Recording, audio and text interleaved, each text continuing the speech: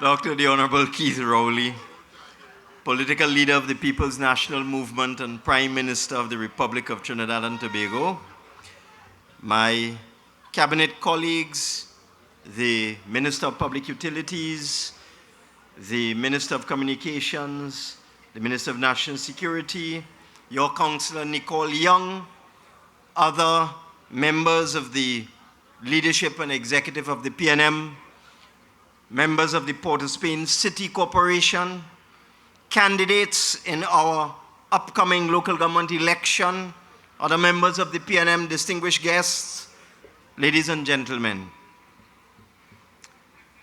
Little did I know when I used that song from Bob Marley and the Wailers from the 1973 album Burning, composed by Peter Tosh and Bob Marley, that my friend here would claim ownership.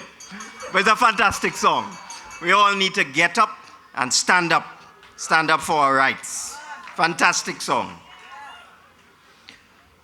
This budget has thrown the opposition into disarray. Disarray. If you listen to the response of the leader of the opposition, to put it in a few words, she had nothing to say. Nothing to say. There are so many measures that we announce in this budget, so many that are people-centered and people-oriented and designed to help working class people in particular. They had no answer. As I pointed out in the wrapping up of the budget debate, we, in this budget, have dealt with a lot of issues that are burning issues that have been long outstanding for many years, causing problems and annoyance to people. And we have systematically decided as a government to deal with these issues once and for all. Let me start with the first one. I didn't have a word to say about this. We decided this long-established practice where elderly people, pensioners, government pensioners, and senior citizens, recipients of the senior citizens pension, every 6 months would have to go to the Treasury and submit a form with confirmation from another person that they are still alive. In other words, it's called a life certificate. What you may or may not know is that all pensioners until recently had to produce the life certificate every 6 months. Otherwise, the pension would be stopped. We, in the PNM government, are doing away with that. I am happy to say that it is already well underway within the Ministry of Finance, because we are responsible for the payment of pensions to government pensioners, public servants. And we've already sorted out over 25,000 government pensioners in terms of no longer requiring them to have life certificates. What we're doing, we're matching the PIN, the personal identification number, on the birth certificate with the PIN on the death certificate, with the records at the registry in the ministry, the Department of Legal Affairs.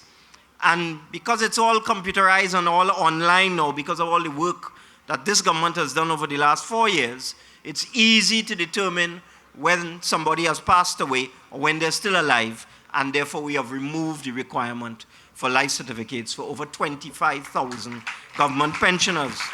That's over 80% of living government pensioners at this point in time. And we intend to do it also for the 100,000 approximately recipients of senior citizens pension, so that soon it's actually 95,000 persons who get the senior citizens pension will no longer have to go through this laborious exercise. Some of them are bedridden, some of them are ill, some of them find it difficult to get into Port of Spain and so on to drop in that life certificate. We're dealing with that, we're taking that away. And this is your PNM government thinking about you and our elder citizens. They had no answer for that. Again, in the airport, those forms.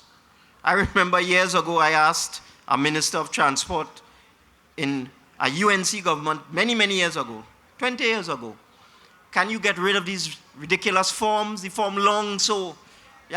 Sometimes when they give it to you, they give it to you on the plane as you're coming off the plane. You have to run and find a pen. You have to find a place to sit down. You have to fill out this long form. Say where you're living, how many days you was away, all kind of thing. 20 years ago, I asked for that to be removed. Fella tell me yes, did nothing. This PNM government is going to remove immigration and customs forms at the airport in this fiscal year 2020. And that is your Member of Parliament's assignment. And I have every confidence in your MP, Mr. Young, the Minister of National Security. He will get the job done. I'm satisfied. They had no answer for that. Another thing we've decided to do, when you come in the airport, you have something called a personal allowance, where you are allowed a certain value of personal goods that you can bring in through the airport without having to pay any duty or tax. It's currently $3,000. It hasn't been changed since 2005, 14 years. We're going to increase that to $5,000. They had no answer for that. The minimum wage. We have decided to increase the minimum wage from $15 an hour to $17.50 an hour. You know what they say? We shall make it 20. But they had 5 years and 3 months. Why didn't they make it $17.50? It is this PNM government that is going to deal with that and give the people at the lowest end of the income spectrum a minimum wage of $17.50 an hour. And that is going to help almost 200,000 people. Almost 200,000 people will benefit from that. For years, public servants have complained about their pensions, that when they retire, their pensions remain fixed. So you have public servants still alive who are getting minimum pension of $3,500 after having worked in the public service for 30 years. The solution to that is to do something called index linking, so that over time, as time goes by, you use a formula and the pensions will not remain the same. They will go up by a certain amount based on a formula. It's called index linking. That too, public servants have been asking for that for the last 25 years. They're going to get it from this PNM government before the end of next year, 2020. Daily paid workers' pension. And they had no answer for that. They couldn't say a word. Not the leader of the opposition, not that character from Orapooch who tells the most outrageous lies. And let me just digress here. There's a strategy of this opposition. They are going to target particular members of this government. You see how they're targeting the Prime Minister? And they're lying about him every chance they get. They're targeting me, they're lying about me. They're targeting Mr. Young, they're lying about him. And they will systematically attack every single member of this government and tell the most outrageous lies. It's a technique. It's a technique. Because you see, they are desperate. Because we in the PNM have dealt with 3 things that they're deadly scared of. There are 3 things that this government, 3 mandates this government had. Firstly, deal with corruption. Secondly, deal with crime. And thirdly, deal with the economy. And we have performed with respect to all 3. All 3. And it's bothering them. As we go into the 5th year of this government, they can't pin any major scandal on this government. We have a very energetic Minister of National Security, your MP, and we have a new Commissioner of Police, equally energetic, I might say. Dynamic duo, the Minister of National Security and the Commissioner of Police. I don't want to say Batman and Robin. I don't know who is Batman and I don't know who is Robin. But the dynamic duo is dealing systematically, aggressively, energetically with dealing with the criminal element in this country. And we, in this PNM government, under the leadership of Dr. Rowley, we, for years, They had an acting commissioner of police. It was like musical chairs from 2012 right up. There was an acting commissioner of police. We dealt with this issue, and now we have a fully appointed, full-time commissioner of police. So we're dealing with crime. And of course, we've dealt with the economy. We've put the economy back on track. You heard Mr. Lee Hunt. I don't need to go back over what he said. But what I can tell you, we had a very, very difficult job over this last 4 years. Very difficult. And it's still hard. I don't want anybody to feel that we are completely out of the woods. It's still difficult. But because of the work your government has done, it is much easier now to deal with the economy than it was when we came in. Much, much easier. Still hard. It's still hard. Still very difficult. Because they bloated and inflated expenditure in this country from just about $45 to $46 billion when P&M went out in 2010, up to $63 billion in 2015. That is a huge increase. That's an $18 billion increase. And the country can't afford it. This country can't afford $63 billion a year. So it has been very difficult for us, but we've come through it, and we now have the country on a sustainable growth path. So we fixed the economy, we're dealing with crime, and there's no corruption in this government. So the opposition is desperate, desperate. So the next thing we're seeking to deal with in this budget is daily paid workers' pension. Something daily paid workers have been asking for 20 years. That other government pretends it has links to the trade union movement, and I say pretend, because they're not serious. I mean, how could you launch that vicious attack on the oil field workers' trade union just to score political points? You are not a Labour party. You're a Mama Guy party. For 5 years and 3 months, they talk about giving pension to daily paid workers. They did nothing. It is this P&M government, under your Prime Minister, who is going to give daily paid workers a proper pension before the end of next year. And we didn't just deal with the budget was focused on people. It was people-oriented. We didn't just deal with people at the lower end. We dealt with the business community as well. As Robert has pointed out to you, Minister Lee Hunt has pointed out to you. When we came in, we met a VAT bill, VAT refunds, almost $5 billion, $4.5 billion. And we've been carrying that burden ever since. It's not easy, you know. It's not easy to pay out $4.5 billion in VAT refunds. It's impossible. So we've been trying our best over the last 4 years, but we couldn't do it. Because if we did that, we would crash the economy. So we've come up with a very innovative solution to this problem, where we're going to give the business community bonds, which are tradable and transferable, and they will have some interest on them, so they could take that to the bank and get cash flow for the businesses.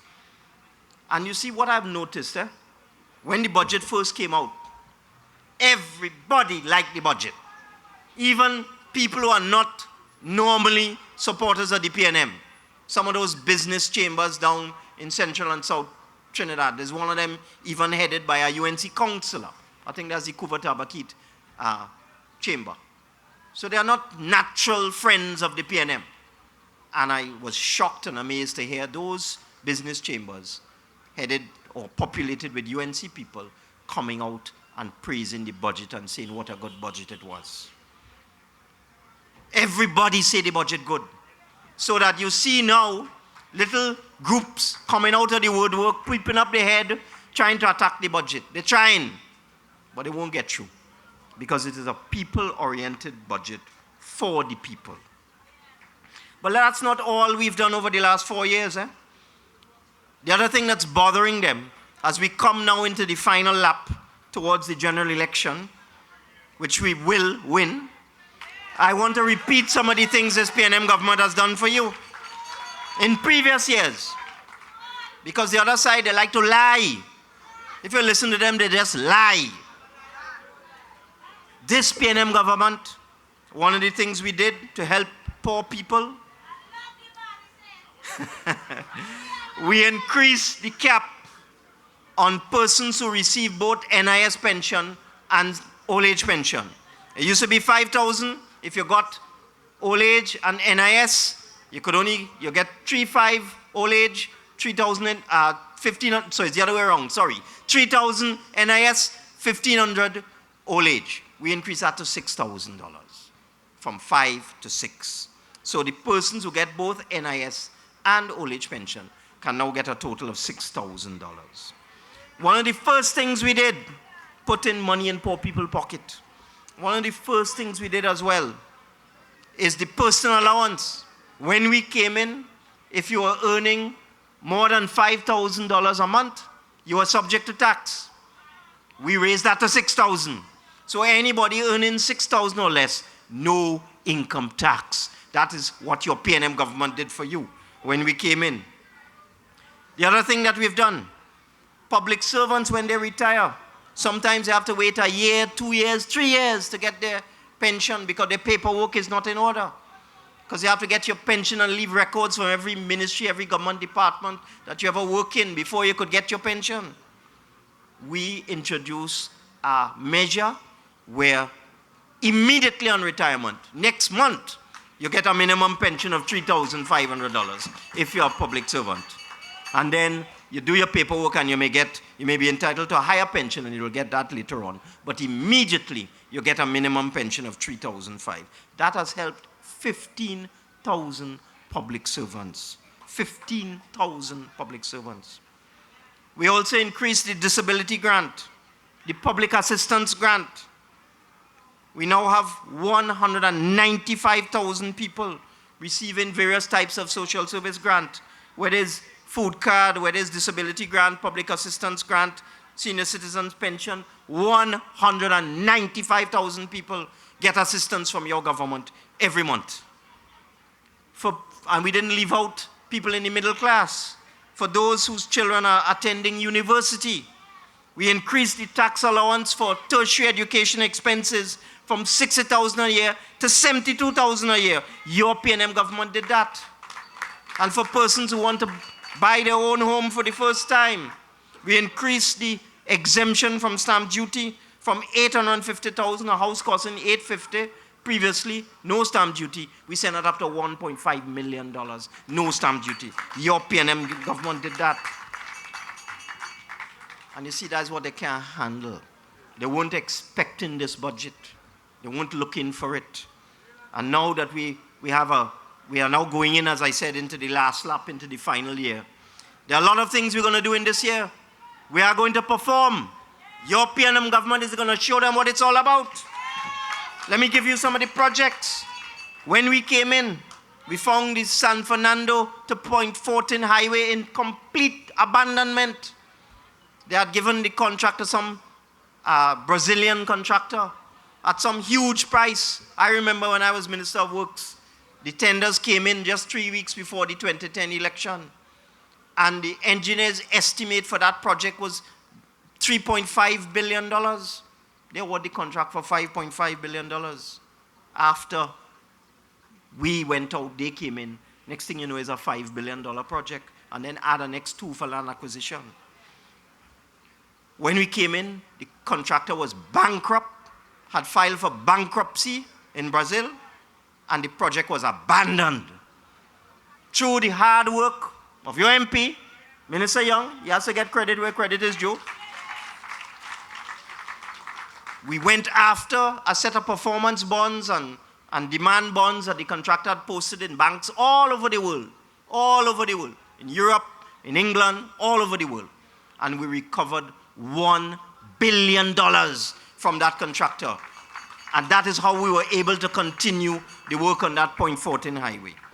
And now we have gone to the Latin American Development Bank, the Development Bank of Latin America, and we've raised some funding to complete that project. And we expect by the end of next year, a whole stretch of that highway, almost to the end, will be completed, performance by your PNM government. We're also doing a highway between Komuto and Sangre Grande. They tried to stop that. They went to court. They went all the way to the Privy Council and lose. And we are proceeding with that project. We are constructing the extension of the Churchill Roosevelt Highway from the Wallafield area, all the way to Sangre Grande. And that is going apace. That project is being done by your PNM government.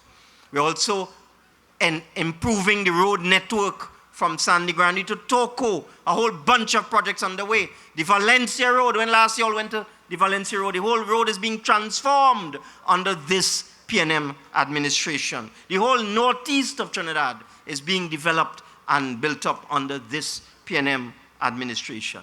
And that's not all. Your Prime Minister turned the sword for a new hospital in Sangre Grande recently. Brand new modern hospital, just like the one that is almost completed in Point 14.